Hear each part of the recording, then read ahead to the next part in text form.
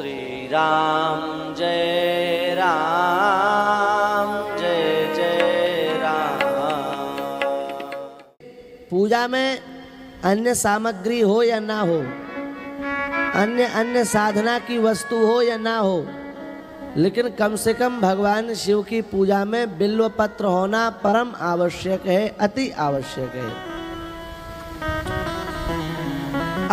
अब एक बात है कि मान लो हम किसी ऐसे स्थान पर हैं जहाँ बिल्व पत्र है ही नहीं और वहाँ हमको भगवान शिव की पूजा करना है, तो वहाँ फिर बिल्व पत्र की जगह क्या करें?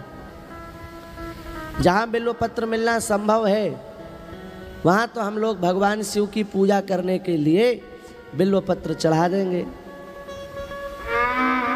पर मान लो भगवान शिव की पूजा हमको करना है और वहाँ बिल्व पत्र का अभाव है और आप कह रहे हैं कि बिना बिल्व पत्र के भगवान शिव की पूजा पूर्ण नहीं होती है। तो जब बिना बिल्व पत्र के भगवान शिव की पूजा पूर्ण नहीं होती है, तो जिस स्थान पर बिल्व पत्र है ही नहीं, उस स्थान वाले यदि भगवान शिव की पूजा करें तो वो फिर कैसे पूर्ण होगी? ये एक प्रश्न है कि नहीं है? कई जगह ऐसी होती होंगी जहाँ बिल्व पत्र मिलती ही नहीं होगी, जहाँ बिल्व का वृक्ष होता ही नहीं होगा। अब वहाँ बिना बिल्व के वृक्ष के भगवान शिव की पूजा पूर्ण कैसे हो?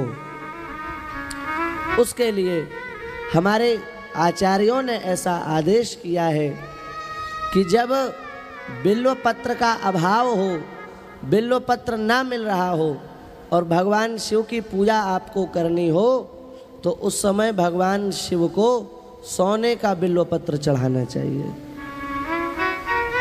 सोने का बिल्व पत्र बनवा लीजिए छोटा सा और उसको अपने साथ में रखिए और जहाँ जहाँ आप संसार भर में जाइए और सोने का बिल्व पत्र चढ़ा दीजिए। इस विधि से आप बिल्व पत्र की कमी को पूरा कर सकते हैं। बिल्व पत्र की जो न्यूनता है उस न्यूनता को पूर्णता में परिवर्तित कर सकते हैं। अब एक प्रश्न और है,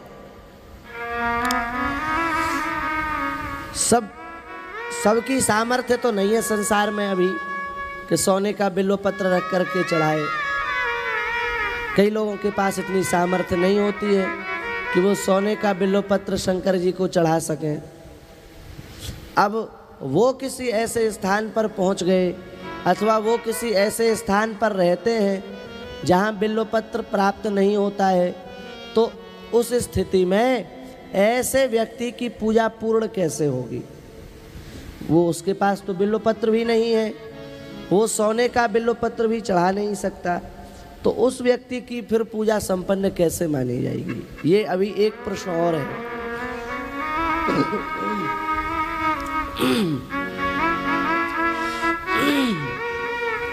और इसका बिल्कुल सीधा साधा और सरल उत्तर यह है कि जिसके पास में बिल्व पत्र भी ना हो, सोने का बिल्व पत्र भी ना हो, वो किसी ऐसे स्थान पर जाए, जब भी कभी जाए जहाँ बिल्व का वृक्ष हो, वहाँ से बिल्व के वृक्ष की छोटी छोटी डंडियों को ले आए और फिर उस डंडी को पीस करके उसका चूर्ण बना लेवे और उस चूर्ण को भी यदि भगवान शिव को समर्पित कर देवे तो उसको भी बिल्व पत्र चढ़ाने के फल की ही प्राप्ति होगी, उसको भी बिल्व पत्र चढ़ाने का फल प्राप्त हो जाएगा। हमारे यहाँ सबको देख करके हमारे यहाँ ऋषि आदेश करते हैं। ऐसा नहीं कि केवल धनवान व्यक्ति पूजा कर सके और वही पूरा लाभ ले सके, ऐसा नहीं है। वो इस पक्ष पर भी विचार करते हैं कि मान लो किसी में इतनी सामर्थ्य ना हो कि वह सोने का बिल्व पत्र चढ़ा सके, तो उसकी भी पूजा पूरी होनी चाहिए, उसकी भी पूजा में कोई कमी रहनी नहीं चाहिए। इसलिए हमारे आचार्यों ने बिल्व पत्र के संबंध में इस प्रकार का आदेश दिया है और इस आदेश का हम लोगों को पालन करना चाहिए। लेकिन बिना बिल्व पत्र के भगवान शिव की पूजा करनी नहीं चाहिए। बिना बिल्व पत्र के भगवान शिव की पूजा पूर्ण होती नहीं है। यही है, बिना बिल्व पत्रम बिना नैव पूजयेत शंकरम बुधा। विद्वान व्यक्ति को चाहिए कि वह बिना बिल्व पत्र के भगवान शिव की पूजा न करे, बिल्व पत्र चढ़ा करके ही भगवान शिव की पूजा करे। ये शास्त्रीय विधान है।